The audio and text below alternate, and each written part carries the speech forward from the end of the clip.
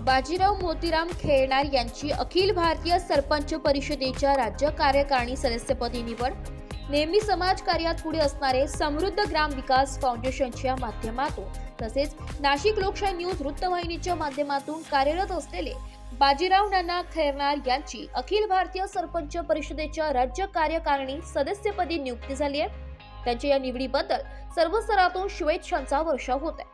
बाजीराव नाना खेरणार यांनी ग्रामीण भागातील प्रश्न सोडविण्यासाठी आणि ग्रामविकासाला गती देण्यासाठी नेहमीच पुढाकार घेतलाय. गाव पातळीवरील शाश्वत विकास, ग्रामसभांच्या सक्षमीकरणासाठी प्रयत्न आणि सरपंचांना योग्य मार्गदर्शन देण्यासाठी त्यांचा विशेष वावर आहे. दिनांक 5 फेब्रुवारी रोजी मुंबई येथे अखिल भारतीय सरपंच परिषदेच्या राज्यातील पदाधिकाऱ्यांच्या उपस्थितीत अखिल भारतीय सरपंच परिषदेचे संस्थापक अध्यक्ष श्री जयवंतराव पाटील यांच्या हस्ते बाजीराव नाना खेरणार यांना नियुक्तीपत्र देण्यात आले. बाजीराव नाना खेरणार यांच्या योगदानाची दखल घेत अखिल भारतीय सरपंच परिषदेने त्यांची राज्य कार्यकारिणी सदस्यपदी निवड केली आहे.